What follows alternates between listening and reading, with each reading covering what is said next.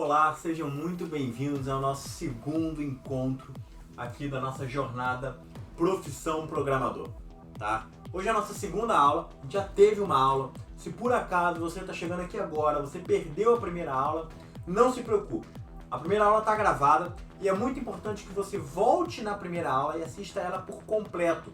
Porque dentro da primeira aula a gente falou sobre vários conceitos importantes, sobre vários pontos que é necessário que você conheça para dar prosseguimento, tá bom? Então, se você já assistiu a primeira aula, vamos começar aqui o nosso encontro de hoje, tá bom?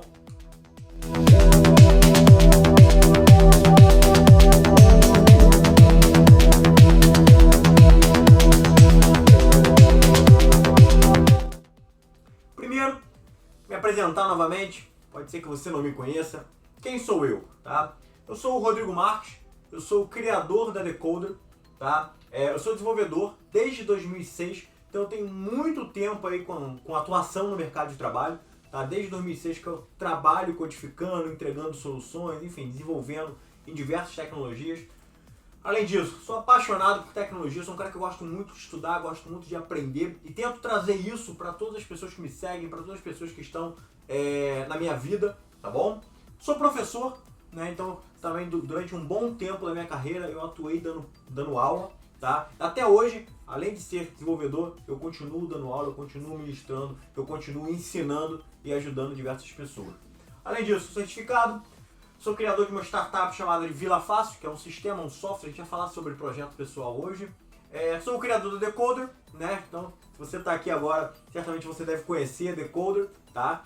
Se você não conhece, vai lá no Instagram, passa a me seguir na Decoder, tem muito conteúdo bacana. No YouTube também tem muito conteúdo interessante, tem muita aula disponível no YouTube, tá? Então, se você não segue, vai lá no Instagram, vai lá no YouTube e passa a me seguir, beleza?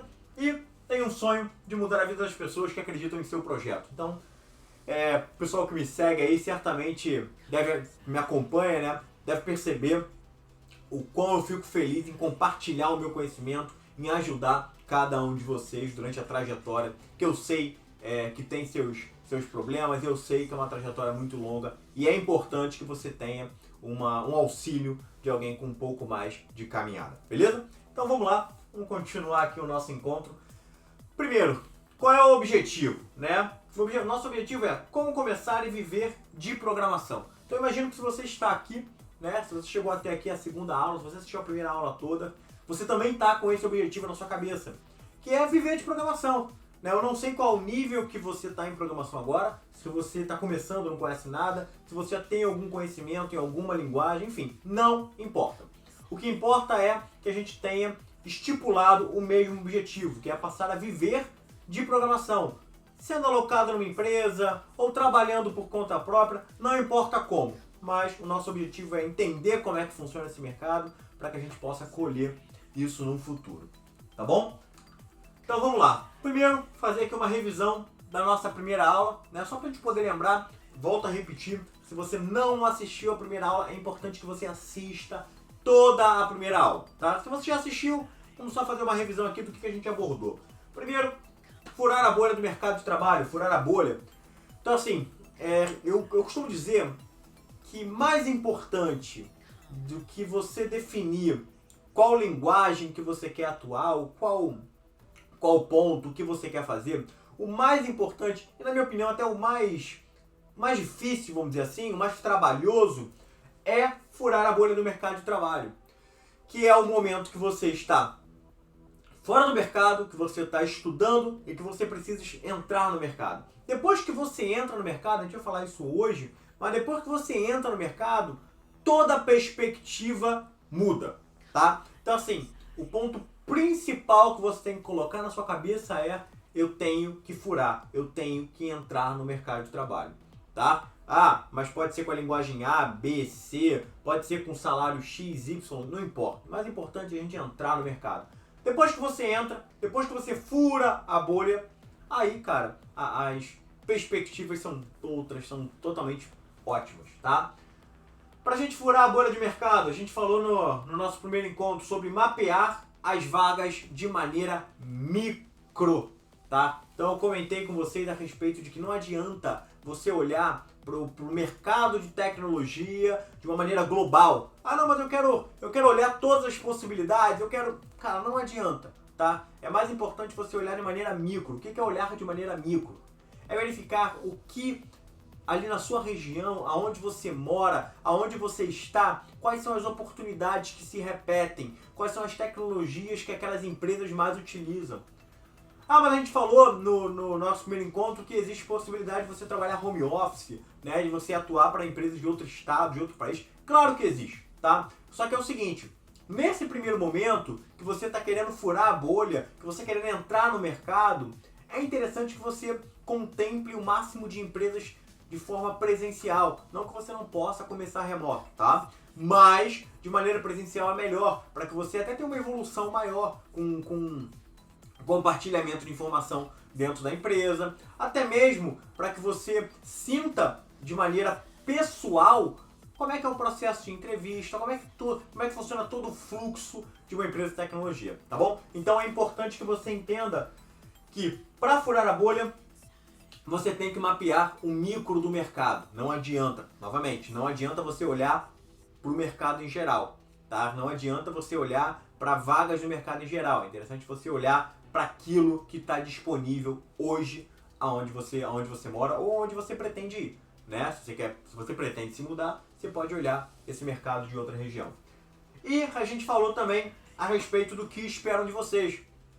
A gente quebrou um pouquinho alguns paradigmas no nosso primeiro encontro sobre o que as pessoas têm na cabeça de que é necessário para ser um programador, para entrar numa empresa, e o que realmente a empresa espera, né? Resumindo em uma palavra, em uma frase, a empresa espera o quê? A empresa espera que você seja capaz de resolver problema, tá? Independente de como, independente se você tem certificado, se você tem faculdade, o que você tem que ser capaz é de resolver o problema. Ela vai te mandar diariamente problemas e você tem que, diariamente ou com um tempo maior, mas você tem que constantemente entregar uma solução para aquele problema. E essa solução vai passar por meio de uma tecnologia, vai passar por meio de uma linguagem, tá? A gente tem que entender que às vezes até mesmo em uma empresa a tecnologia ou a linguagem ela muda, então por isso que não é interessante você se prender a uma ferramenta. É mais importante que você entenda que o seu papel na empresa é resolver problemas, tá? Que hoje você vai usar a tecnologia, a linguagem A. Amanhã, semana que vem, mês que vem, a mesma empresa pode estar usando uma outra tecnologia. Se você é capaz de resolver problema, certamente ela vai estar satisfeita com você, tá bom? Então a gente falou sobre isso no nosso primeiro encontro e vamos continuar. Eu falei lá no final do nosso primeiro encontro que hoje a gente falaria sobre as possibilidades de um programador e sobre a projeção de carreira, tá bom? Quando você escolhe ser programador, tá? Você escolheu, não, Rodrigo, eu quero atuar nesse mercado. Você falou que é bom, as pessoas comentam, eu dei uma pesquisada. Cara, realmente, é isso que eu quero ser programador. Mas beleza, como que eu vou atuar? O que vai acontecer? Quais são as possibilidades para que eu consiga aplicar o que eu vou estudar ou o que eu vou aprender, tá? Então é o seguinte, a gente tem aqui o CLT, né, que é o modelo de contratação tradicional, vamos dizer assim, na maioria das oportunidades, não só de programação, mas no mercado em geral, né? Então assim, a gente tem um modelo CLT que você tem uma carteira de trabalho, você tem todos os benefícios aí das leis trabalhistas, e é um modelo muito utilizado na área de programação também, tá? É um modelo muito utilizado. Porém, quando você resolve ser programador, você passa a ter algumas possibilidades que, se comparado com a maioria das outras áreas, você não tem, tá? E é interessante a gente entender isso. Primeiro, PJ, tá? Acontece muito a contratação como PJ. Inclusive, vou confidenciar aqui para vocês que eu tenho conhecidos que estão alocados em mais de uma empresa. Tenho conhecidos que estão alocados em 2 trabalhos ao mesmo tempo. Ah, Rodrigo, mas como que ele consegue fazer isso? Por meio de PJ. Ele tem um contrato com uma empresa, ele tem outro contrato com outra empresa. Como eu falei, o que a empresa espera dele? Que ele resolva o problema e que ele entregue, tá? Ela não conta com horários, é claro que ele tem reuniões, mas ela não especifica o horário que ele tem que trabalhar, e ele organiza o tempo dele de modo que ele atende 2 empresas. Olha que legal! Tanta gente aí no mercado, de diversas áreas, principalmente de outras áreas, que não estão conseguindo arrumar uma oportunidade, e eu tenho conhecidos que estão em 2 empresas ao mesmo tempo. Isso é uma realidade, isso pode ser para você também, tá? Além disso, uma outra possibilidade da carreira de programador, cara, eu acho que é uma possibilidade muito interessante. É a possibilidade de freelancer, a gente vai falar muito sobre ela hoje, tá? Eu, particularmente, Rodrigo, atuo como freelancer desde 2006, desde que eu comecei, inclusive, na época que eu estudava, o meu primeiro contato profissional com programação foi por meio de um freelancer, depois que eu vinha trabalhar numa empresa e coisas do tipo, mas o meu primeiro contato com algo profissional foi um projeto que eu peguei, foi um freelancer que eu peguei, tá? Foi um site que eu tive que fazer, enfim, não vem em contexto aqui, mas eu acho, e eu pratico isso na minha vida, que desde que eu comecei, o freelancer é uma opção, tá? Desde que eu comecei, ser freelancer, atuar como freelancer é uma opção. E o freelancer me traz diversas vantagens, tá? A gente vai comentar sobre várias delas, mas através de projetos freelance eu posso conhecer novas tecnologias, eu posso ganhar um dinheiro extra, eu posso monetizar de uma forma diferente do que eu estou acostumado via CLT. Enfim, o freelance ele abre um leque de possibilidades muito interessante. E mais uma possibilidade, quando você escolhe ser desenvolvedor, é trabalhar num projeto próprio. Eu costumo dizer que isso aqui também é algo muito viável. O que seria trabalhar num projeto próprio, tá? Eu comentei com vocês quando eu fui falar sobre quem é o Rodrigo Marques, que eu tenho aqui uma startup chamada Vila Fácil, né? Eu tenho aqui uma startup que é a Vila Fácil. Foi um projeto que começou como um projeto próprio, né? Começou como eu idealizei um projeto, né? Eu pensei numa solução, num sistema, num software de condomínio, desenvolvi esse software de condomínio, fui evoluindo esse software de condomínio até que esse projeto, que era um projeto meu, cresceu, se tornou uma empresa, se tornou uma startup e hoje está no mercado aí em diversos condomínios, principalmente aqui no Rio de Janeiro, tá? Mas sempre é uma opção, quando você é desenvolvedor, trabalhar com um projeto próprio. E ainda digo mais, tá? Trabalhar como um projeto próprio ou atuar como freelancer são 2 possibilidades viáveis que você pode aplicar uma carga de tempo pequena, diária, pós-expediente, independente qual seja. Ah, Rodrigo, eu trabalho como administrador, trabalho como secretário, trabalho como contador, eu quero aprender programação, mas eu não quero fazer uma transição agora de carreira. Beleza, você pode, por meio do freelancer ou por meio do projeto próprio, trabalhar fora do horário que você tá destinado à empresa CLT, fazendo com que você ganhe experiência, fazendo com que você já ganhe um dinheiro, fazendo com que você já comece a ter uma vivência como programador, para quando você executar essa transição de carreira, essa troca de profissão, você já não tá tão básico, você já tem projetos entregues, já tem vivência, beleza? Então sempre é uma possibilidade, inclusive essas possibilidades elas se entrelaçam na vida e na carreira do programador, beleza? Então vamos lá aqui. Vamos falar sobre o processo de contratação, tanto CLT como PJ, tá? Aqui eu quero mostrar algumas coisas para vocês, são alguns pontos muito importantes e muito interessantes, que é importantíssimo que você grave isso, que fixe na sua cabeça, tá bom? Primeiro vamos pro lado de lá, tá? O que seria o lado de lá? O lado de lá seria o momento que você está procurando uma oportunidade. Você ainda não está alocado, você está estudando, você está procurando uma oportunidade de entrar no mercado de trabalho.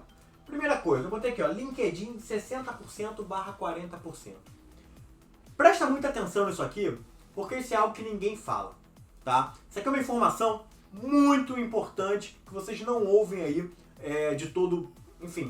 toda hora, tá? Se você quiser, pega um papelzinho, pega uma caneta, eu espero, anota isso que é muito importante.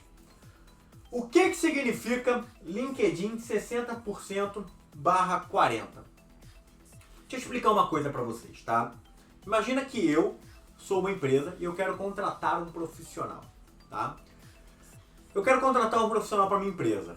E a minha empresa, ela tem diversos ramos de atuação. Ela faz várias coisas, independente de qual empresa seja, do que seja, tá bom? Ela faz diversas coisas. Você concorda comigo que se eu pegar e eu colocar os requisitos de todas as funcionalidades que eu tenho na minha empresa e eu conseguir encontrar um profissional que atenda todos esses requisitos, é o melhor para mim como empresa? Você concorda comigo? Você concorda que se eu pegar, falar aqui, se eu pegar um cara que saiba, falar aqui de futebol, se eu pegar um cara que saiba jogar no gol, jogar na ponta direita, jogar na zaga, jogar no meio campo e ainda faça gol, é o ideal? Porque eu consigo jogar com ele em qualquer lugar, em qualquer posição do campo, certo? Então é mais ou menos isso que as empresas pensam na hora de abrir uma oportunidade. O que elas fazem? Elas olham assim, ó, eu tenho um projeto com a linguagem A e eu tenho um projeto com a linguagem B. E eu tenho um projeto com a solução C e com a solução D. Eles juntam num compilado, né? E eles lançam a oportunidade. Se eles encontrarem alguém que atenda todos os requisitos, cara, perfeito, é o que eles querem. Só que é importante a gente entender isso aqui, ó. 60% do LinkedIn, você coloca informações 100% real. Como assim?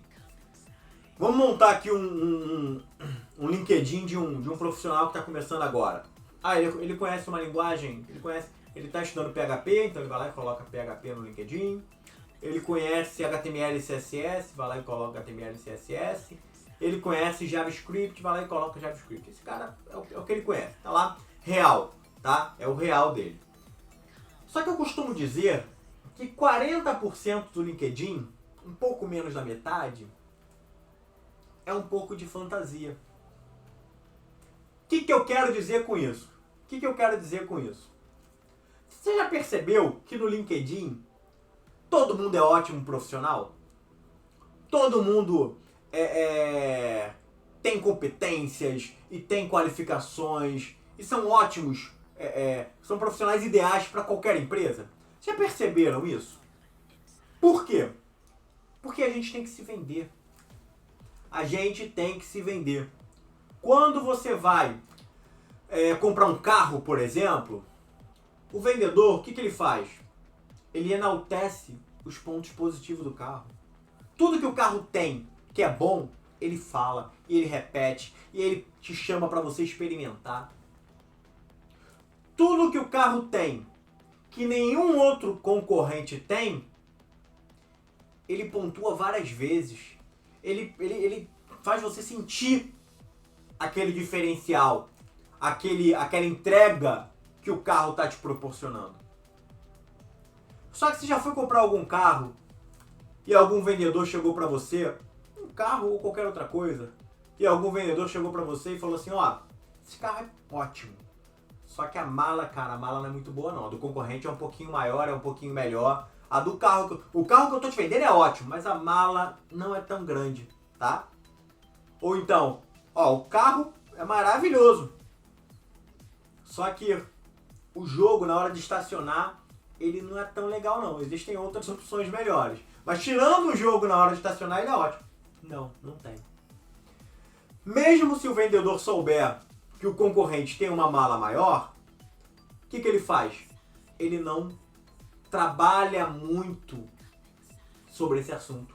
Ele vai te mostrar a mala, ele vai te dar as perspectivas da mala, mas ele não vai entrar em comparação, ele não vai dar ênfase nesse momento, nesse item do carro. E é isso que acontece no LinkedIn, tá? Esses 40% é um up que a gente tem que dar. E por que eu digo que você tem que fazer isso? Você tem que dar um up no teu LinkedIn. Por quê? Porque todos os recrutadores já imaginam que os concorrentes deram um up. Então, se você só falar a verdade no teu LinkedIn, o que o recrutador vai fazer? Ele vai diminuir um pouquinho. Porque todos os seus concorrentes inventaram, fantasiaram algumas coisas a mais, dando um up no currículo deles. Você não, você foi sincero. Então o que acontece? O recrutador, ele sabe desse up, então ele baixa um pouquinho todo mundo. Se você for sincero, você vai estar num ponto abaixo. E o que seria essa fantasia? Esses 40%, tá? Imaginar o seguinte. Imaginar que eu procurei uma vaga e eu encontrei uma vaga que 80% da vaga, 80% do requisito da vaga já contemplam com o meu conhecimento. A vaga pede uma linguagem A, eu sei, a vaga 80%. Só tem uns 4 itens ali naquela vaga que são desconhecidos para mim. Tem 4 itens ali que eu não conheço.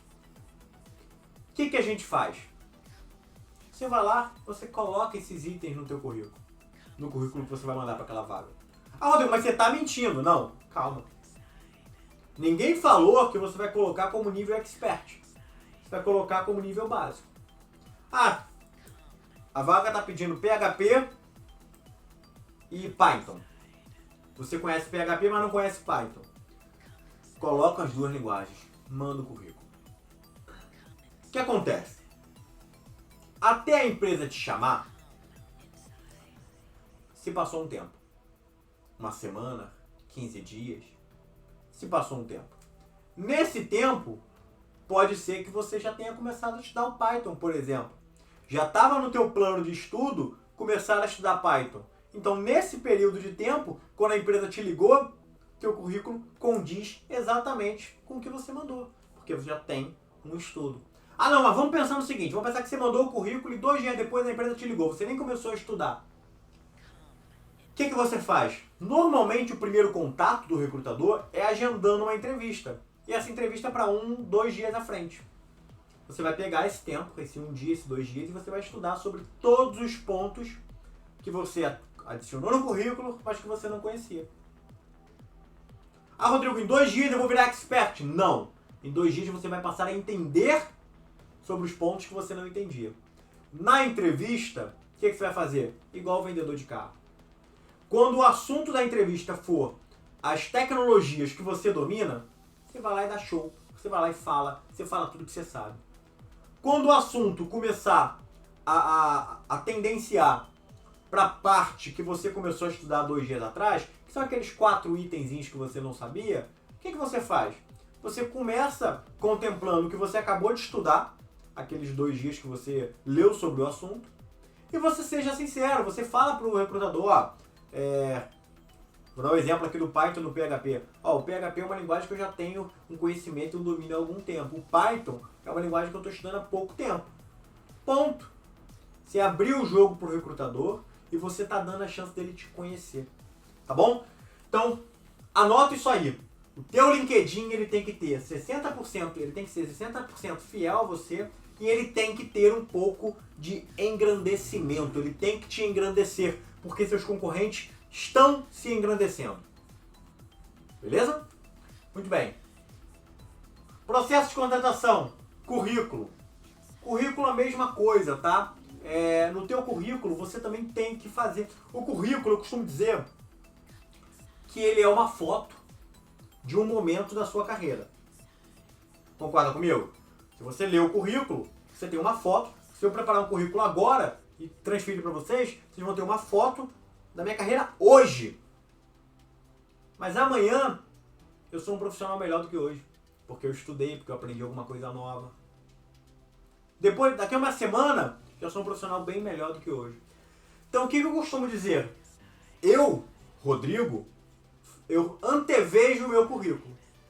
Então, se eu vou mandar um currículo para uma vaga hoje, eu já olho o que eu estou estudando e já adiciono nesse currículo. Ah, mas eu não acabei de estudar. Cara, até a empresa receber meu currículo, até eles entrarem em contato comigo, muitas vezes eu já acabei de estudar e aí sim eles vão ter uma foto mais fiel e mais real daquele momento de quando eles entrarem em contato. Então pensa também sobre isso, tá? É sempre importante a gente ter um planejamento. Então se você se planeja, você sabe o que você está estudando, você sabe o que você vai aprender, você consegue se ver daqui a 15 dias. É fácil, porque daqui a 15 dias você vai ter os conhecimentos que você está adquirindo hoje. Então dá para você antever isso no seu currículo, tá? Uma outra coisa no processo de contratação que é muito requisitado é a avaliação de projetos, é um Git, né? É interessante que você tenha um Git e coloque seus projetos lá. Eu costumo dizer que é legal você criar 2 Gits, tá? Ah, Rodrigo, mas eu não sei o que é um Git. Cara, um Git, só para poder contextualizar, um Git é uma ferramenta para controlar versão de projetos. Então, basicamente, são repositórios onde você adiciona os projetos que você fez durante estudos, durante empresa, enfim, os projetos que você já atuou, normalmente você adiciona nesse repositório, tá? E aí eu costumo dizer que é interessante você ter pelo menos 2 Gits. Um Git que vai estar no teu currículo e um Git pessoal. Por quê? O Git pessoal você coloca tudo que você está estudando. Você está estudando, você coloca no Git. O Git que você vai mandar vinculado ao teu currículo, que você vai mandar para uma empresa, tem que ser um Git com poucos projetos, mas bons projetos. Então você pega lá os 4 melhores projetos e coloca nesse Git. E é ele que você vai trabalhar na hora de enviar para uma empresa. Porque entenda que, cara, o recrutador, a pessoa que está olhando o teu currículo, ela não tem muito tempo. Se você der 20 projetos para ela, falar, eu já trabalhei eu já fiz esses 20 projetos, ela não vai olhar os 20. Ela vai olhar 2. Vai olhar 3. E aí, se ela olha 2 ou 3, você está participando de um jogo de azar. Ela pode olhar os teus 2 piores. E ela vai ter uma imagem, uma foto sua de um programador que não é tão bom assim, não é o que ela quer. Então, por isso que eu costumo falar o seguinte: trabalhe sempre com mais de um Git. Um que está no seu currículo e um que você vai botando nos seus projetos, que você vai usar de maneira pessoal, tá? Também no processo de contratação, você tem aqui, ó, entrevista. Normalmente você tem entrevistas técnicas e desafios, né, que são as provas, né? Normalmente as empresas mandam para você uma prova para que você faça. E, cara, nesse momento, na hora de fazer a prova, é a hora de você dar o teu show, tá? Não economize.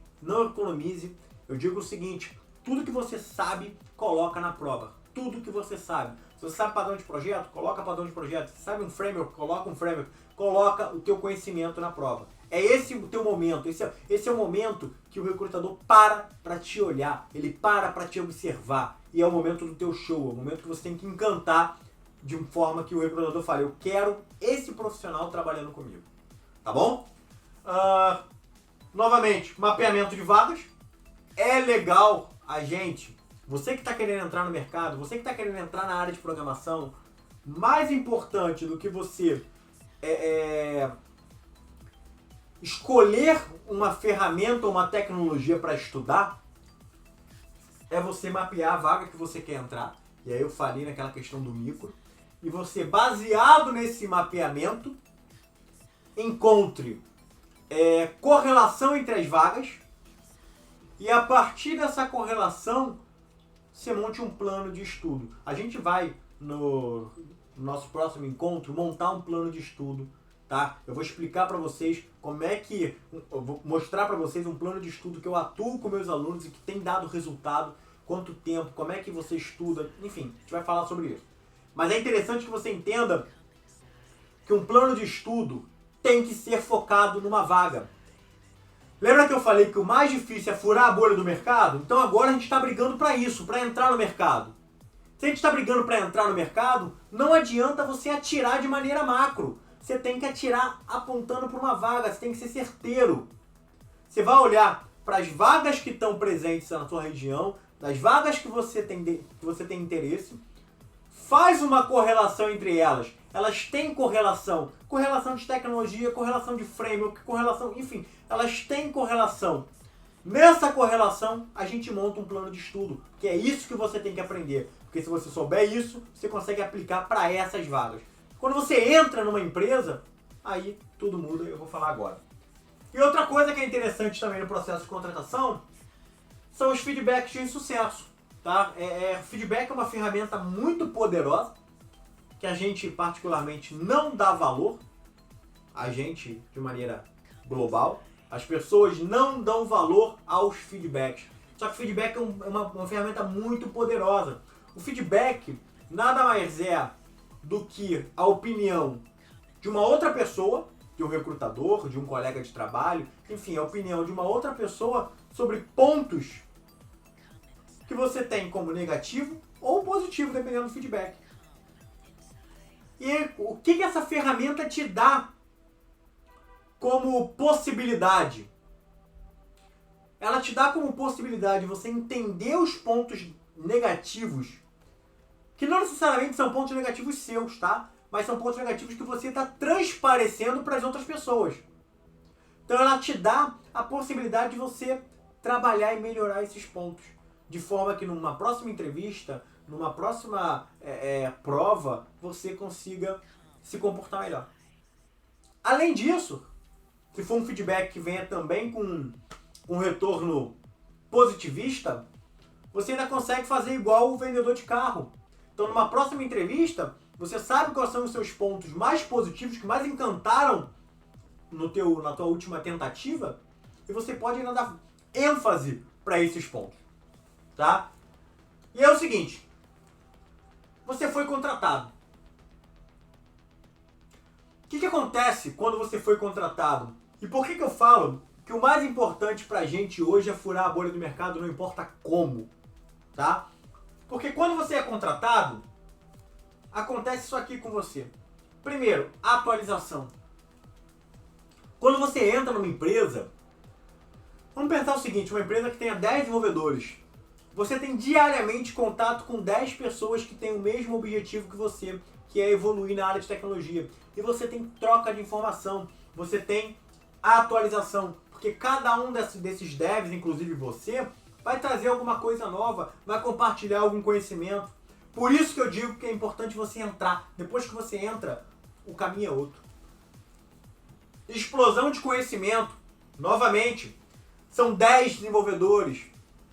Isso de uma maneira trivial. São 10 desenvolvedores compartilhando, resolvendo problemas, compartilhando tecnologias. Então assim, quando a gente entra no mercado de trabalho, muita gente às vezes me pergunta, muito aluno às vezes me questiona, fala, pô Rodrigo, mas eu não me sinto preparado para entrar no mercado, eu acho que eu ainda não sei nada. Eu volto a repetir, cara, mais importante é você saber o necessário para furar a bolha. Quando você entra no mercado, mesmo que você saiba o necessário, você sofre uma explosão de conhecimento. É muita gente compartilhando ideias, compartilhando tecnologias. Então assim,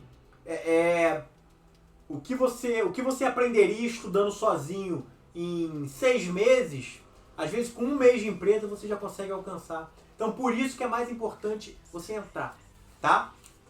Networking, né? Eu falei lá no nosso primeiro encontro que na área de programação, na área de tecnologia, a gente tem uma demanda muito alta e normalmente um programador não fica desempregado, e um dos motivos é o networking, porque quando você entra numa empresa, você passa a trabalhar com outros devs, esses outros devs, eles passam a te conhecer como profissional e eles te indicam quando eles trocam de empresa. Ou então, quando você sai de uma empresa e fica desalocado, você entra em contato com as outras pessoas e eles normalmente têm vagas lá, eles acabam te puxando. Enfim, o network é um poder, tá? É um dos poderes mais importantes do mundo. O networking pode te levar para vários lugares que você nem imagina. E você conquista network quando você fura a bolha do mercado. Especialização, né? Novamente, porque quando você entra numa empresa, quando você estuda, tá? Quando você estuda por conta própria, por mais que você tenha um plano, por mais que você tenha uma tecnologia, você estuda baseado em intuições, né? Mas quando você entra numa empresa, você especializa. Por quê? Porque aquela empresa tem os problemas dela que você tem que resolver. E aí você acaba afunilando até mesmo esse conhecimento, especializando cada vez mais. E você passa também a conhecer outras coisas que não estão no teu plano de estudo, que é relacionadas a processos. Então você passa a ter conhecimento de, por exemplo, metodologias ágeis, como é que funciona o processo de organização de uma empresa. Isso tudo são coisas que não estão no teu plano de estudo tecnológico, mas que você certamente vai passar a ter conhecimento quando você estourar e quando você furar a bolha do mercado. Agora falando sobre o freelancer, tá? Primeiro, sempre é uma opção. Cara, eu bato muito nessa tecla. Por quê? Porque eu atuo desde quando eu comecei na área como freelancer. E assim, cara, eu tive a oportunidade de trabalhar em vários projetos interessantes que as empresas que eu atuei enfim, não trabalhariam. Eu tive a oportunidade de conhecer outras ferramentas, outras tecnologias. Além do que, eu tive a oportunidade de, cara, ganhar um dinheiro muitas vezes interessante, tá? Se equiparado às vezes com CLT, né? Então, assim, diversas áreas aí do mercado, a única possibilidade de remuneração é trabalhar de maneira CLT. Na programação, não, você pode trabalhar como freelancer. Inclusive, eu tenho conhecidos meus que entraram no mercado tradicional CLT, começaram a pegar projetos como freelancer. O freelancer ficou tão mais importante que hoje eles só atuam como freelancer. É uma possibilidade, tá? E o que é um freelancer e o que ele faz? Tá? O que é um freelancer? O freelancer é um desenvolvedor. E o que ele faz? Ele resolve problemas também. Só que é o seguinte, um freelancer, ele atua resolvendo problema, normalmente, para quem não está disposto a jogar esse problema para uma empresa tradicional resolver.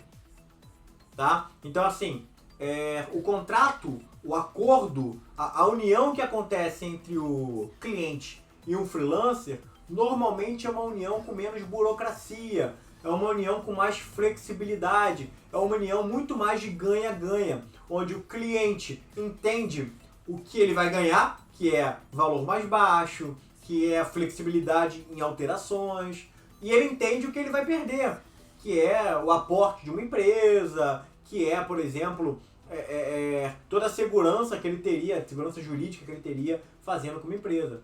E para o cara que é freelancer, para você que está pegando esse projeto como freelancer, também é uma ponte muito boa de ganha-ganha. Porque você passa a ter um job, um valor extra, um job extra para poder remunerar, né, para poder aumentar a sua remuneração. Você passa a ter mais projetos de atuação, você passa a ter mais conhecimento, né? Então, assim, eu acho que sempre é uma opção. E se você decidiu, né, certamente você quer ser programador, e se você decidiu também seguir na área como freelancer, por onde começar? Eu coloquei aqui, ó, primeiro o Orkana 99 Freela, entre outros, tá? Então, assim, tem vários sites, o Orkana 99 Freela foram 2 exemplos que eu coloquei aqui, que os clientes depositam lá o que eles querem que seja feito e a gente, que é desenvolvedor, fala, se dispõe, se coloca disponível para resolver esse problema. E aí começa uma negociação e esse cliente escolhe um dos desenvolvedores que propuseram resolver o problema dele. Tá? Então, assim, o Orkana e o 99 Freela, tem o freelancer.com, ele meio que faz a ponte entre um cliente e o desenvolvedor. Tá? São sites bem legais. E eu botei aqui vizinhos. Só que o que eu quero dizer com vizinhos, né? Eu costumo falar para meus alunos o seguinte: quando você começa a estudar programação, quando você começa a aprender a programar, a primeira coisa que você tem que fazer, é claro, se freelancer for uma opção para você, então a primeira coisa que você tem que fazer é falar para as pessoas, né? Falar para sua família, para os teus primos, para os teus tios, para os teus amigos, para os teus vizinhos, que você faz trabalho freelancer, que você faz site, que você faz sistema, que você atua nesse ramo também, tá? Por quê? Porque às vezes pode surgir um projeto de onde você menos espera, né? Você pode falar assim para mim, não, mas ninguém da minha família vai querer um sistema. Beleza, mas às vezes alguém da sua família conhece uma outra pessoa que comentou com ela que queria um sistema. E quando ela passa a descobrir, quando ela descobre que você é um cara que faz isso, ela começa a associar, ela fala, pô, eu tenho alguém que quer. E aí te dá o contato e você consegue um cliente. Tá? Então, assim, se você quer atuar como freelancer, eu costumo dizer, diga aos 7 ventos, diga que você atua, que é uma possibilidade, tá? E também quando você atua como freelancer, uma coisa interessante que você tem que ter em mente é a respeito do ciclo do projeto, né? Porque quando você atua como freelancer, você é dono, você é responsável pelo projeto na sua concepção até a sua entrega, né? Quando você trabalha numa empresa, normalmente você tem áreas, né? Você tem uma área de produto que faz a concepção da ideia do projeto, você tem uma área do próprio produto que faz a descrição do problema, você tem a área de desenvolvimento que faz a codificação, você tem uma área de DevOps, às vezes de infra, que faz a publicação, você tem uma área de teste que faz o meio termo. Quando você é freelancer, você vai atuar em tudo, você vai conversar com o cliente, fazer o levantamento de requisito, gerar uma proposta de solução, negociar essa proposta de solução, codificar e entregar a solução para o cliente. Tá? Então você participa de todo o ciclo do projeto. E a respeito de cobrança, né? Que é algo que as pessoas questionam muito. Pô, Rodrigo, beleza, gostei, entendi, achei legal, quero ser freelancer, mas como é que se cobra? Eu aqui vou só levantar algumas ideias a respeito de cobrança. Você tem que levar a respeito de orçamento e cobrança a sua realidade. Mas é o seguinte, como cobrar? Precificação. O que você tem que fazer? Primeiro, conhecer os seus gastos. Tá? É muito importante que você conheça os seus gastos. Que você saiba o que você gasta no teu dia a dia, tá? O que eu quero dizer com isso? Valor da sua hora. Primeiro você tem como base o valor de alguém do mesmo nível que você. Então assim, você é júnior, então você pega como base o salário de um júnior. Você é pleno, você é sênior, enfim, pega como base o valor da hora de um profissional CLT. Depois, complexidade do job. Tem pessoas que adicionam um valor aí nessa hora em relação à complexidade. Tem gente que não, por isso que eu falei que a cobrança ela é muito individual. Custos envolvidos. É interessante que você tenha em mente quanto é que você gasta de luz, alimentação, internet e por aí vai. Todos os custos envolvidos para aquele momento de produção. Ah, Rodrigo, mas quando eu estou programando eu não como. Tá, mas você precisa comer. Você precisa comer para poder tá em pé na hora da programação, na hora de fazer esse freelancer. Então você tem que colocar esse custo também como base numa cobrança. Outros custos, né, como férias, feriados, se você na verdade quer atuar só como freelancer, né, você também tem que colocar esses outros custos na hora de cobrar um orçamento. Porque quando você trabalha numa empresa como CLT, esses custos eles estão todos embutidos. É feriado, você recebe pelo feriado. É férias, você recebe por férias. Você recebe sem estar lá alocado. Então você tem que pensar também isso. Ah, Rodrigo, quero ser só freelancer. Tá, mas você não vai parar nunca? Você vai trabalhar todo dia? Não, Rodrigo, feriado eu não trabalho. Então beleza, no feriado você tem que entender quantos feriados você não vai trabalhar, para que isso também entre numa oneração, para que os projetos paguem esse teu momento também de descanso. E tem alguns sites que tem calculadoras aí, como o Orkano, o próprio Orkano e o próprio Aventurado Freelance. Eles têm calculadora lá para você descobrir qual é o valor da sua hora, tá? Eu fiz um exemplozinho aqui bem básico, tá? Um exemplo bem superficial. Por exemplo, imagina que o júnior na sua região ganha 3.500. Se ele ganha 3.500, ele tem uma média de R$25 a hora. Então assim, um júnior CLT na região onde é que você mora, ele recebe R$25 por hora. Imagina que você tem aqui um gasto de luz de R$250 por mês. Valor totalmente aleatório, tá? Isso significa que você gasta mais ou menos 9 por dia, o que equivale a R$1 por hora. Ah, Rodrigo, mas calma aí. 9 por dia, se eu for dividir por 24, não vai dar R$1 por hora. Mas são horas produtivas, né? Você tem que pensar que você só não vai ter luz enquanto você trabalha. Você vai ter luz o dia todo, né? Então é R$1 por hora aí. Internet, eu botei o mesmo valor só para poder ficar mais fácil. R$9 por dia, R$1 por hora. Alimentação, eu botei uma média de R$50 por dia que você gasta em alimentação. Sei lá, o que vai dar mais ou menos R$5 por hora, pensando também em 10 horas por dia produtivo. Então assim, nesse cálculo eu chego no valor mínimo de R$32 a hora. O que eu quero dizer com isso? Eu quero dizer que se eu cobrar R$32 por hora, conseguir projetos que me deem 8 horas de trabalho por dia durante um mês, eu vou conseguir atingir isso aqui. Tá? Eu vou conseguir atingir R$3.500 e mais o custo de luz, internet, alimentação e coisas do tipo. Tá? Então é interessante você, às vezes a gente não dá valor para isso, mas é interessante você entender o quanto que você vai cobrar de forma que você não trabalhe de graça, né? De forma que você não tenha prejuízo às vezes. E eu coloquei assim, ó, assumindo que você vai conseguir um job suficiente para trabalhar 8 horas por dia, 5 vezes por semana, e deseja um salário de R$3.500, a sua cobrança tem que ser de R$32 a hora. Então, se você cobrar R$32 a hora, conseguir um projeto que te ocupe 8 horas por dia durante 5 dias por semana, no mês você não vai receber R$3.500, você vai receber mais. Só que você vai receber R$3.500 e mais o suficiente para poder arcar com as despesas básicas, né?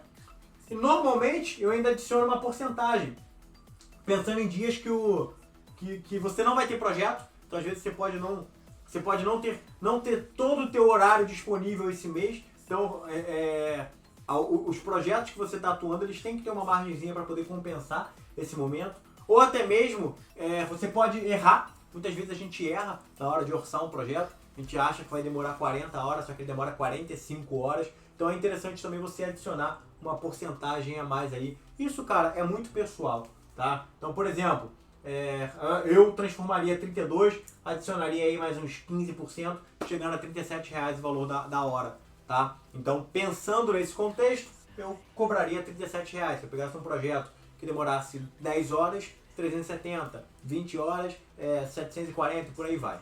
Tá bom? Mas isso não é uma obrigatoriedade, tá? É só para vocês terem uma noção de como você pode precificar e a importância de você entender os gastos que você tem e você entender que esses gastos eles têm que ser custeados pelo seu esforço de trabalho, né?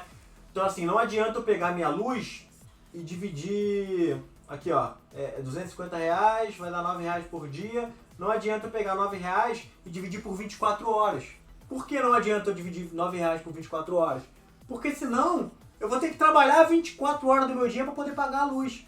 E a ideia não é essa. A ideia é que com 9 horas, que a minha produtividade de 9 horas hoje pague a luz do dia completo. Tá? Então é interessante você ter isso em mente. Beleza? Vamos lá. Então, ó, projeto próprio. Tá? Projeto próprio também eu acho que é sempre uma solução, eu acho muito interessante. Primeiro, o que você tem que pensar quando você vai idealizar um projeto? Primeira definição, definir o escopo ou o escopo principal da solução. Então assim, todo mundo tem uma ideia. Todo mundo tem uma ideia que, se colocada em prática, vai resolver o problema do mundo.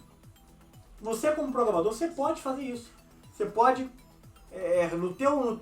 na tua hora, desenvolver um projeto que, quem sabe, não possa transformar a sua vida, tá? Então assim, você escolhendo, você sendo programador, você pode atuar como CLT numa empresa, você pode pegar como projeto freelancer e você pode criar um projeto de realização pessoal que vai depois para o mercado, tá? Mas é interessante que você tenha uma definição dessa solução. Ah, Rodrigo, se eu vou querer criar um projeto próprio, eu tenho que pensar em toda a solução? Não porque os projetos, eles são, eu costumo dizer que o projeto ele é um corpo, que ele constantemente está sendo modificado e está evoluindo e crescendo, tá? Mas quando você quer um projeto próprio, pelo menos a solução, o problema que você vai resolver, tem que estar muito bem definido esse escopo. E aí, em cima disso, você cria essa solução e você vai evoluindo. Uma coisa interessante que as pessoas não dão tanto valor é a respeito do investimento no projeto próprio. Todo projeto próprio ele tem um investimento. Só que algumas pessoas questionam, não tem investimento não, cara. Eu que vou desenvolver, eu que vou criar o layout, vai ser tudo por minha conta. Mas tem investimento, a sua hora é um valor. Então é interessante você entender para você poder validar o investimento necessário para essa solução. Então assim, quanto de horas que eu tenho que me disponibilizar, que eu quero disponibilizar para entregar esse projeto? Eu vou gastar aí, cara, vou falar um valor totalmente aleatório, tá? Imagina que o valor da minha hora seja R$40, igual a gente viu anteriormente, R$40. Imagina que eu vá desprender aí 1000 horas para esse projeto. Então eu sei que o projeto é um projeto de investimento meu de R$40 mil. Depois que esse projeto estiver pronto, eu sei que ele custou R$40 mil. Por quê? Porque eu dediquei 1000 horas para esse projeto. Então é interessante você ver, você entender essa questão do investimento. A sua hora é o valor que você está aplicando. É o valor que você está investindo. Você podia estar, ao invés de fazer o seu projeto, você podia estar gastando essa hora num freelancer que está te remunerando. Você podia estar gastando essa hora estudando. Você podia estar gastando essa hora descansando, saindo, dando atenção para sua mulher, para seu marido, para sua filha, para seu filho. Você podia gastar essa hora como você quisesse. Mas você está investindo, você está gastando no projeto. Então ela tem que entrar no orçamento do projeto. Ela tem que entender, entrar no custo desse projeto, tá? Validação da ideia. Então também, se você vai criar um projeto próprio, eu sempre aconselho você, antes de iniciar o desenvolvimento, você validar a ideia. Rodrigo, como é que eu vou validar a ideia? Cara, conversando com supostos clientes, né? E entendendo se realmente faz sentido para eles aquela solução. Porque às vezes para você é uma ideia mirabolante, às vezes para você é a ideia que vai resolver o problema do mundo. Só que às vezes os clientes em si não compram essa ideia. Então é interessante você validar. Você chegar para quem você entende que seja cliente dessa sua ideia, desse seu projeto próprio, e validar o que você ganharia se você tivesse um produto assim. Você acha que seria válido? O que você vê como importante? Enfim, você validar essa ideia para você sentir também o mercado. Não adianta você desenvolver, não adianta você ter o melhor produto se não tem cliente para esse produto.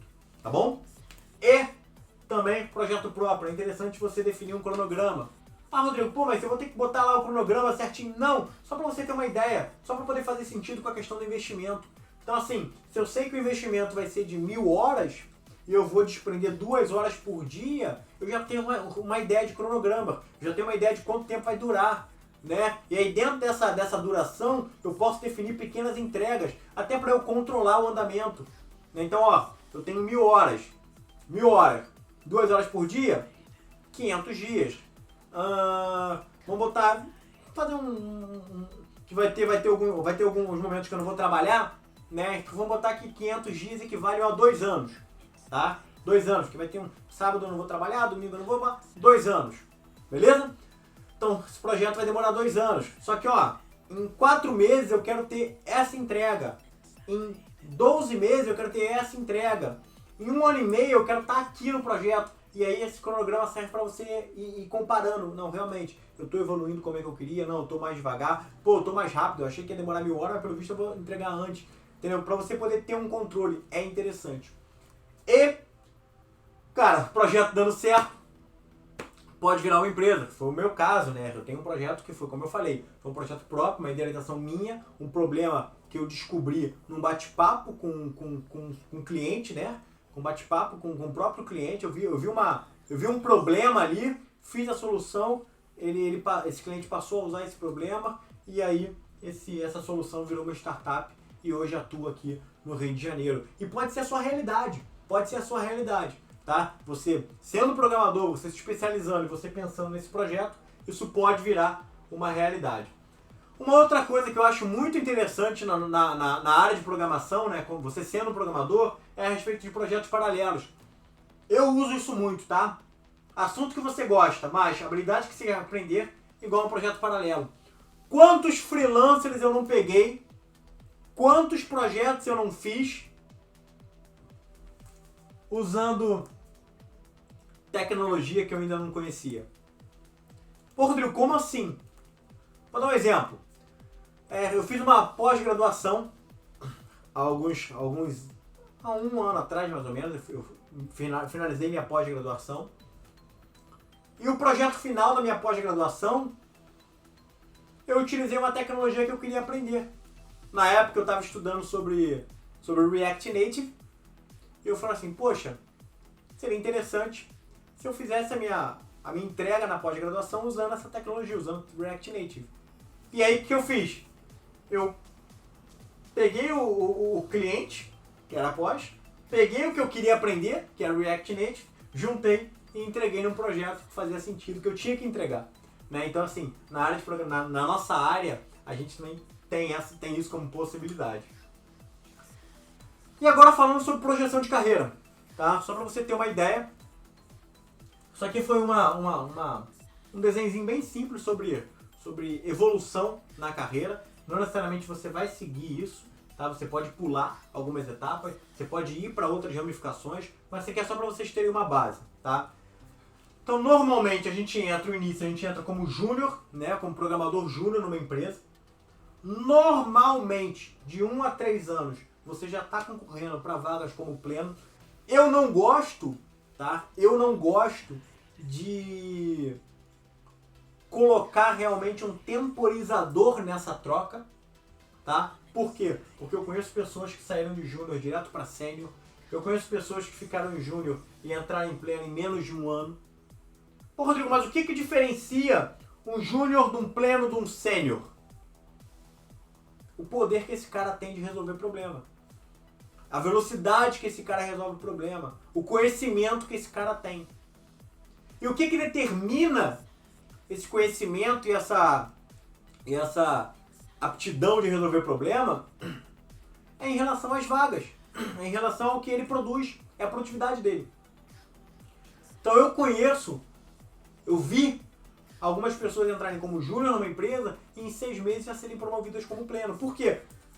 Porque elas já estavam concorrendo a outra, já estavam pedindo para sair da empresa, já estavam indo embora da empresa em vagas como pleno e foram promovidos. Falaram, não, calma aí, eu quero você para mim é importante. Já vi pessoas ficarem como júnior, ela ficar 2 anos como júnior e demorar para virar um pleno. Já vi pessoas ficarem 1 ano como júnior e já evoluírem direto para sênior. Já vi isso acontecer, tá? Então não se apeguem tanto à data. Entendam só como é que funciona a estrutura, o fluxograma. Então você é júnior, depois você vai melhorando, vai ganhando experiência, vai ficando melhor ali a nível de conhecimento e a nível de resolução de problemas, vai ganhando mais experiência, vira um pleno, depois você vira um sênior. Do sênior, você normalmente vai para especialista, né? Você passa a ser referência naquela tecnologia, ou você pode ir para gerente de projeto também, né? Você pode sair um pouquinho do código e trabalhar mais como na parte operacional, na parte gerencial dos projetos. Se você escolheu ser especialista, algumas empresas ainda tem lá o nível de evangelista, que é o cara que, além de especialista, ele ainda está ali como opção de trazer novas soluções, trazer novas tecnologias, treinar a equipe, enfim, melhorar a empresa e a equipe como um todo, né? Mas entendam mais ou menos isso aqui como uma projeção de carreira. E essa projeção você pode ter etapas pulando. Você pode pular etapas, você não necessariamente precisa seguir isso tudo, tá? O que vai definir se você vai pular uma etapa ou não? É a tua evolução, é o teu poder de resolver problema, é a tua dedicação em aprender. E aí, como evoluir? Tá? Você virou programador, você entrou lá como júnior, como é que você evolui? O que você tem que fazer para evoluir? Primeiro, através de soft skills. Quais são as soft skills que você tem que melhorar como pessoa para que você tenha um diferencial, para que você se projete nas empresas? Comunicação, colaboração, resolução de problemas, autogerenciamento e responsabilização. Tá? O que significa isso? Hoje em dia a gente acabou com aquele estereotipo do programador que pega o trabalho, que pega o job, bota o fone de ouvido, bota uma touquinha e fica na mesa dele programando. Hoje em dia não, a gente tem que ser um pouquinho mais comunicativo. Hoje em dia o programador está mais participativo na empresa como um todo. Tá? E isso é muito bom. E aí, essa evolução dessas habilidades é super importante para que você se destaque, para que você ganhe a projeção até de carreira. Tá? Então assim, comunicação. Cara, se você não se comunica muito bem, é algo que você pode trabalhar para evoluir. É importante para um desenvolvedor ter uma comunicação boa, saber se expressar, porque no teu dia a dia você vai estar se expressando. Você não conversa só com código, você conversa com outros devs, você conversa com outras áreas. Colaboração é muito importante. Alguém que seja colaborativo. Na nossa área, a colaboração acontece muito. Tá? O que é a colaboração? A colaboração é você estar numa empresa e você ajudar um outro desenvolvedor que está com uma dificuldade, independente do nível dele, independente se você é júnior e ele é sênior, às vezes você sabe ajudar ele, você consegue ajudar ele. Então, seja colaborativo. Se você não tem isso como seu, trabalhe, melhore isso, certamente vai te dar uma projeção interessante. Resolução de problemas, esse aqui é algo que você vai praticando e vai ganhando experiência no dia a dia da empresa. Autogerenciamento e responsabilização. São 2 pontos interessantes aí, que é o fato de você ser autogerenciável. Né? Hoje em dia as empresas elas querem pessoas que sejam autogerenciáveis. O que é um autogerenciável? É saber pegar um problema, saber resolver um problema, saber orçar esse problema, entender que depois você vai pegar um outro, entender que você vai controlar o seu tempo e as suas entregas. Uma outra forma de evolução é através de mentoria, né? Que eu acho que todo mundo deveria ter. O que é uma mentoria? Ter um mentor, tá? Ter alguém que vai te ajudar, te dar informações, te guiar. Esse cara ele não precisa chegar sentado do seu lado e te levar de mãos dadas. Mas ele precisa ser uma referência. Alguém que você olhe e fala, ó, se eu precisar de uma... Não é de uma resolução, mas se eu precisar de alguma ajuda, esse cara vai me ajudar. Ele vai pelo menos acender uma luz, ele vai pelo menos me direcionar no caminho correto. Então, através de mentoria, você consegue ter ensinamentos, né? Você consegue ter apoio e conforto com alguém que já tem uma experiência maior que você e ela consegue, não, te mostrar se o seu caminho é o correto ou não, e isso te dá um apoio e um conforto. Uma mentoria, você consegue ter avaliação de que não, realmente eu estou evoluindo ou não, eu estou estagnado. Então, através de um mentor, você consegue isso.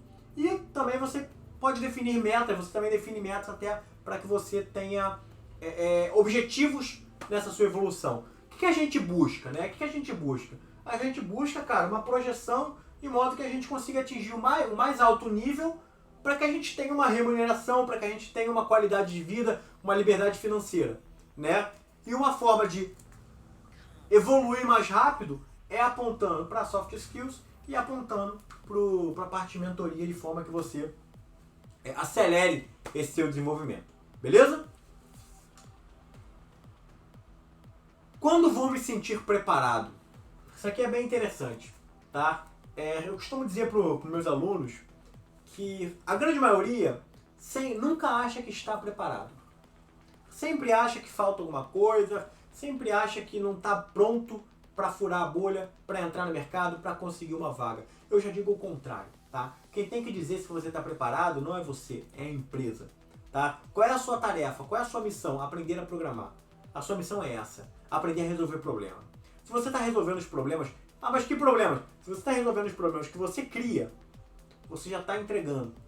E aí cabe à empresa saber se você está preparado ou não. E como é que ela vai saber? Entrevista técnica, prova, conversando contigo. Deixa que ela resolve. Muitas vezes, já tive muitos alunos que eu perguntava, você acha que está preparado? Ele, não. E logo depois ele já estava alocado no mercado. E depois ele vinha e falava, pô, Rodrigo, eu estava preparado, cara, eu só não acreditava, eu só não sabia. Então assim, deixa que as empresas falem isso, tá? E assim, evite estagnação. Suas habilidades são o seu maior investimento.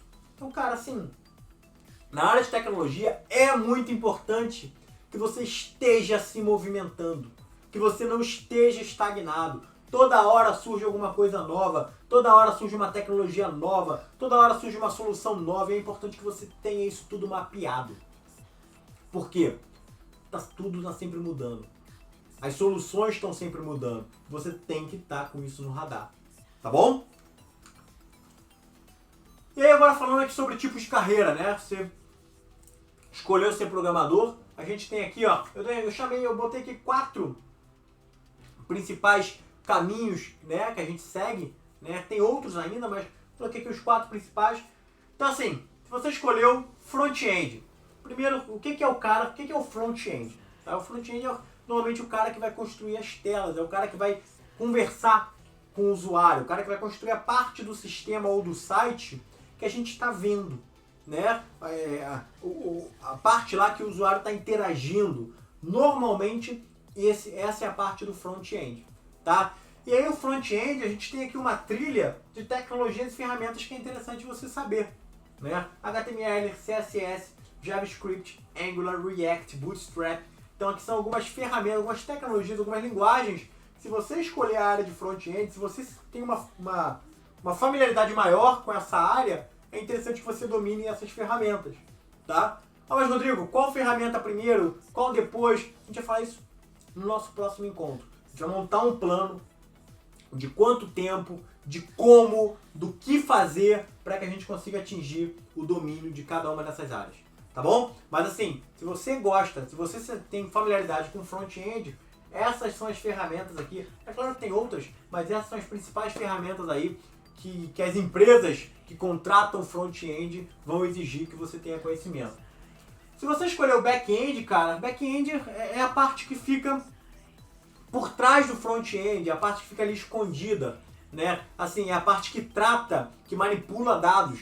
Então, assim, a grosso modo, só para você entender, quando você chega lá num sistema e vê um formulário para você preencher com as suas informações, aquele formulário, aquela tela foi construída por meio das tecnologias de front-end. Mas quando você imputa aquelas informações e salva aquelas informações, clica no botão, normalmente aquelas informações elas são manipuladas por uma linguagem back-end. Tá? E aqui eu coloquei algumas linguagens, tá?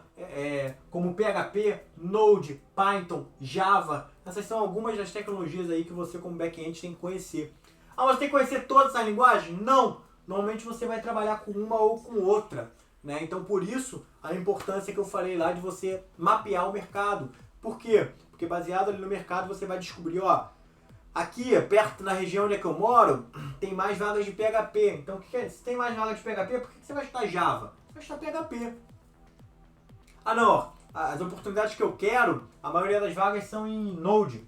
Então por que você vai estudar Python? Você vai estudar Node. Né? Então é interessante você entender para que você foque melhor no back-end.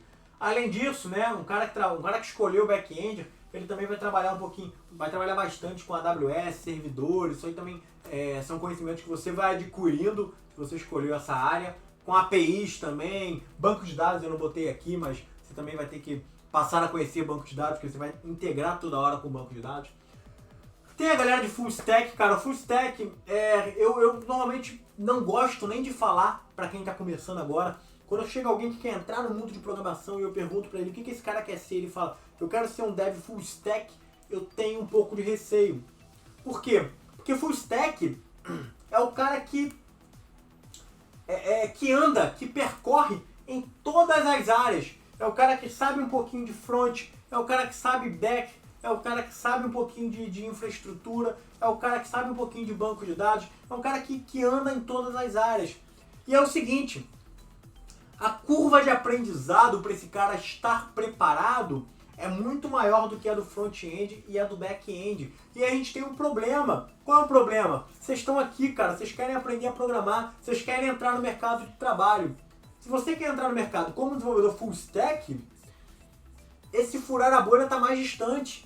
E não é o objetivo de ninguém. A gente quer furar a bolha o quê? O quanto antes. A gente quer entrar no primeiro emprego, na primeira oportunidade, o quanto antes. Então quando alguém fala pra mim assim, não, eu quero ser o full stack, eu acho que full stack é um movimento natural. Tá? Eu acho assim, você escolheu ser front-end, você entrou no mercado com front-end. Eu acho que o movimento natural é você caminhar para cá. Você entrou como back-end, você está atuando como back-end. Eu acho que o movimento natural é você caminhar para cá. Mas pensar no full stack como porta de entrada é totalmente errado, tá? E eu quero que vocês pensem sobre isso. E eu botei aqui o mobile, né? Também é uma porta de entrada aí. E aí tem aqui tecnologias como Kotlin, como React Native, como Swift, como Fleur e como Ionic. Aí são algumas das ferramentas, né? Kotlin mais voltada para Android, React Native mais voltada para o híbrido, né? Android e iOS, Swift, iOS, Fleur e Ionic também o híbrido. Então assim, se você quer a stack do mobile, é interessante que você domine também essas ferramentas, porque são ferramentas requisitadas aí para vagas voltadas a mobile, tá? Então aqui foi só um overview sobre os tipos de carreira. Você não tem que tomar essa decisão agora, isso não é uma decisão que você tem que tomar hoje, tá? Essa decisão do que você vai ser, se é front-end, se é back-end, se é mobile, se é full stack, essa decisão, ela tem que ser uma decisão de aptidão, de gosto, tá? Então assim, como é que você vai ter aptidão, como é que você vai ter gosto? Quando você passar a conhecer. Então assim, você começou a programar back-end, pô cara, não gostei muito não. Mas você começou a trabalhar front-end, pô, tô me amarrando, tô gostando, então é isso que a gente vai se especializar. Então assim, por quê? Porque isso é algo que vai estar no teu dia a dia, cara. Ninguém tem que ser infeliz no trabalho. Então você tem que escolher algo que você goste, que você queira. Mas é importante você ter uma visão macro das ferramentas e tecnologias aí que o mercado vai consumir. E aí, a gente já está aqui falando bastante, a gente falou aí sobre a projeção de carreira, sobre evolução, né? Espero que vocês tenham entendido qual é o caminho natural de cada um de vocês que vai seguir na programação agora, tá? E é o seguinte, nosso próximo encontro, qual é o meu objetivo aqui? É montar um plano de estudo baseado num método comprovado com foco no mercado de trabalho. Então assim, no nosso próximo encontro, no sábado, a gente vai ter eu vou fazer uma live ao vivo. Então você que tá aqui me assistindo hoje, sábado, corre lá pro Instagram para poder tirar dúvida, bater papo comigo, enfim, vai ter uma live ao vivo pra gente poder conversar por volta das 8h30. E no domingo, né, que seria o próximo encontro, eu vou montar esse plano, tá? Então assim, eu vou trazer vagas, tá? A gente vai entender aquela questão da correlação. Baseado na correlação, a gente vai montar um plano que eu aplico com meus alunos. de forma que eles consigam aprender a programar e a entrar no mercado de trabalho baseado num tempo também. Tá? Então assim, eu vou montar esse plano com vocês, vou abrir esse plano, vou mostrar como é que eu faço com meus alunos, como é que eles aplicam no dia a dia deles. Tá? Então não percam, eu acho que essa informação é mais uma informação assim, imprescindível, tá? Para você que quer virar programador. Cara, meu foco aqui não é codificar agora, tá? Você quer aprender a codificar? Tem vídeo, tá? Tem vários vídeos lá na Decoder, tem vários posts no Instagram do Decoder. Você pode ir lá e você vai aprender a codificar lá. Você pode me chamar no Instagram que a gente conversa sobre código. O mais importante aqui é entender o porquê você vai codificar. O porquê você tem que aprender a codificar. E depois que você aprender, qual o caminho que você vai seguir? Qual é o fluxo que o mercado vai te levar? Isso é mais importante. Você entender sobre isso agora. Tá? Então no nosso próximo encontro a gente vai montar esse plano. A gente vai montar exatamente quanto tempo em cada tecnologia, baseado em vagas, baseado em... Enfim, vocês vão entender e vocês vão ver o quão importante é isso para a carreira de vocês. Tá? E mais uma vez, volto a fazer um apelo aqui para vocês, galera. Não deixem de colocar os comentários, tá? Então, aqui embaixo, cara, coloquem em comentários o que vocês acharam, gostaram, curtiram. Deixa aqui seu comentário, eu vou olhar, eu vou responder. É uma forma da gente interagir, tá? Se você não entendeu alguma coisa que eu falei, deixa no comentário aqui, ou então me chama lá no Instagram. Se você não segue o Instagram do Decoder, o que você tá fazendo, cara? Segue lá o Instagram do Decoder. Se você ainda não segue o YouTube, segue o YouTube da Decoder. Tem muito conteúdo bacana, eu posto vídeos, eu posto aulas, tem aulas completas lá, tá? Tem projetos completos lá no Instagram do Decoder. Eu acho que é um local onde eu passo muito do meu conhecimento de maneira gratuita para que vocês aprendam e consigam evoluir para o mercado. Tá bom? Pessoal, já estamos aqui há muito tempo falando. Forte abraço para vocês. Espero todo mundo na live no sábado e na nossa última aula no domingo. Beleza? Forte abraço. Até lá. Oi pessoal, tudo bem? Meu nome é Patrícia, eu sou aluna da primeira turma da formação Você Programador do Rodrigo. E eu vim contar um pouco para vocês sobre a experiência que eu tive e que estou tendo, né, na formação, que ela me deu uma estrutura muito grande, assim, na questão de vir desde o comecinho ali, né, com a lógica da programação, passando por todas as fases, né, no HTML, no CSS, aí partindo para as linguagens em si, o JavaScript, o PHP, e além de tudo, continuando, né, ainda não acabou. E não só o fato dela ser muito completa e bem estruturada e ter uma didática excelente, né, que o Rodrigo ele é professor mesmo, ele consegue passar com toda de um modo bem simples assim pra gente, sabe, tudo que ele tem que passar pra gente poder entender e conseguir praticar, né. Tem um fator muito importante que é a proximidade que o Rodrigo tem de todos os alunos dele. Ele acredita muito em cada um de nós, então ele está sempre perguntando, né, sobre a nossa evolução, buscando sempre ajudar com qualquer dúvida. Então ele dá uma segurança para a gente, acho que acredita na gente até mais do que nós mesmos, né? E isso faz toda a diferença. Então, assim, é um completo de profissional que ele é, de professor, de amigo e de qualidade no ensino. Então eu só posso aconselhar, né, a formação e eu tenho muito orgulho de fazer parte dessa galera aí que tá tendo aula com ele. E é isso aí. Recomendo que é sucesso, porque ele é demais. Valeu, pessoal.